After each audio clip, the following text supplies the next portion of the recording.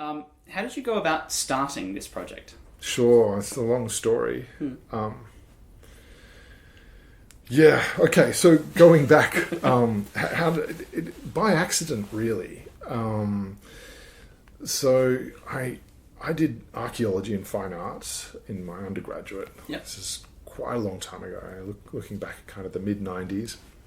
And then after that, I got into graphic design, and this was kind of, late 90s when programs like Photoshop were just becoming well-known. Right.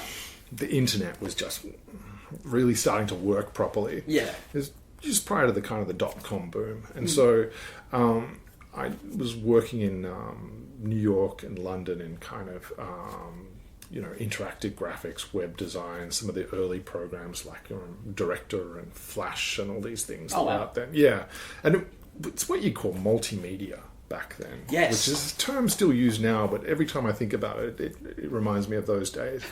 So I was working overseas for a while, and I was kind of working in advertising, art direction, graphic design. That kind of, it was.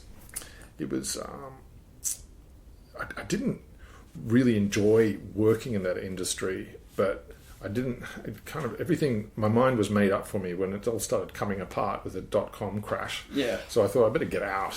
And I thought I'd come back to Australia and I'll take a long trip on the way home. And one of the places I visited on the way back was Cambodia, which at that time, this is 2000 or 2001. Yeah. And Cambodia just really started to open up. Not many people were going there yet. Sure. Because it was quite a dangerous place to go in the late, mid to late 90s. I think a few people had been captured. The Khmer Rouge was still active there, and they captured some tourists. They actually executed some tourists there. But 2001, that was all over. So I visited there for the first time, and you could get a moped, like a Honda Dream moped. You could rent one of those. Wow. Those are easy to get around on. And I just started... it was really cheap. It was really fascinating.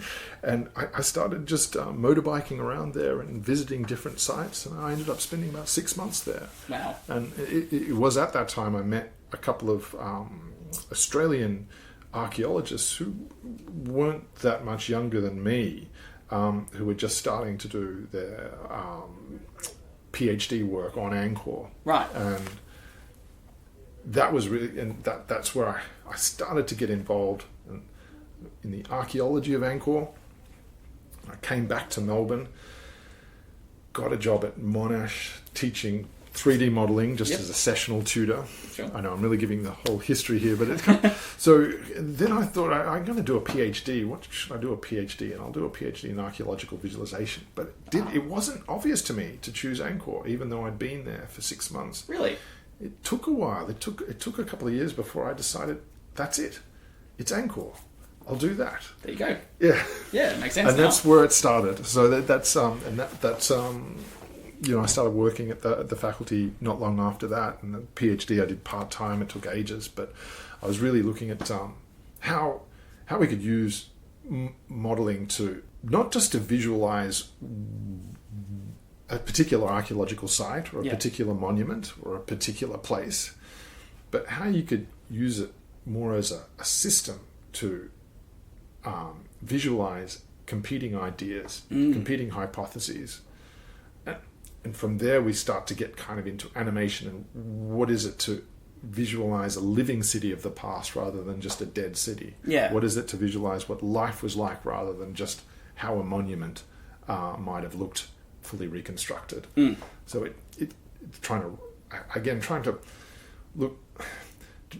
look at a civilization not from an architectural point of view, which is often how people first start off, as we talked about before. Yeah. Okay.